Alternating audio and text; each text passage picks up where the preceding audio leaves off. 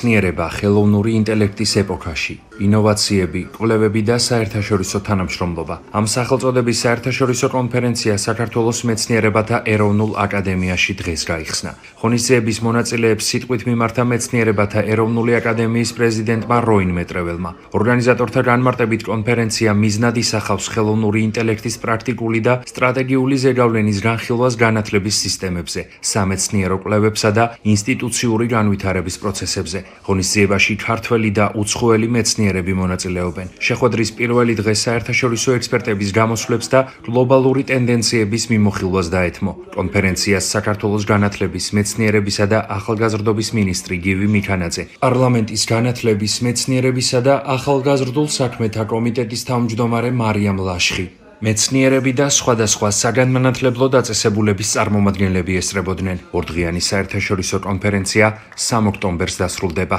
მეცნიერებათა ეროვნული აკადემიისა და საქართველოს განათლების, მეცნიერებისა და ახალგაზრდობის ფონდი ჰორიზონტი ევროპის ერთობლივი თანამშრომლობით მეცნიერებათა აკადემია მასპინძლობს ორდღიან საერთაშორისო კონფერენციას, რომელიც უკავშირდება ხელოვნური ინტელექტის ინტეგრირებას საგანმანათლებლო სისტემასა და კვლევით საქმიანობაში.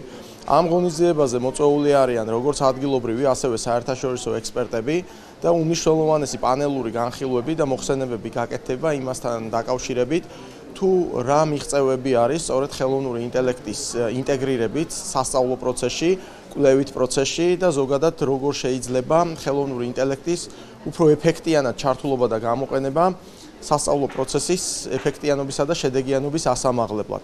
მნიშვნელოვანია ისიც, რომ ცალკე განხილვის საგანს წარმოადგენს ახალგაზრდებთან მიმართებაში ჩართულობის პროცესი კვლევით საქმიანობაში, სამეცნიერო საქმიანობაში და ამ კუთხით, რა თქმა უნდა, ხელოვნური ინტელექტის ინტეგრირების როლიც. ხელოვნური ინტელექტი სულ უფრო და უფრო იჭრება ადამიანის ცხოვრებაში. ეს არ არის რაღაც მომავალი, ეს უკვე არის აწყო, თან აწყო, რომელიც ქმნის გარკვეულ სირთულეებს, გარკვეულ პრობლემებს, იმავდროულად ეს არის ძლიერი იარაღი იმის, რომ კიდევ უფრო მაღალ დონეზე იქნას აყვანილი სწავლება, განათლების პრობლემა, გადაწყვეტს უფრო ეფექტიანად, სამეცნიერო კვლევები იყოს უფრო სიღრმისეული, იმავდროულად ქმნის მთელ რიგ გამოწვევებს, რომელიც ჯერ ჩვენ წინაშე არ ყოფილა გადაწყვეტილი. ამიტომ ასეთი ტიპის კონფერენციის ჩატარება არის შესაძლებლობა, რომ სხვადასხვა ქვეყნის წარმომადგენლები შეხვდნენ, გაუზიარონ ერთმანეთს შეხედულებები იმ სირთულეებთან დაკავშირებით, იმ გამოწვევებთან დაკავშირებით, რასაც ქმნის ხელოვნური ინტელექტი და იმავდროულად დასახონ პრობლემების გადაწყვეტის გზები. კონფერენცია ორდღიანია, არის ონლაინ ჩართვები სხვადასხვა ქვეყნიდან, არის სტუმრები ჩამოსული.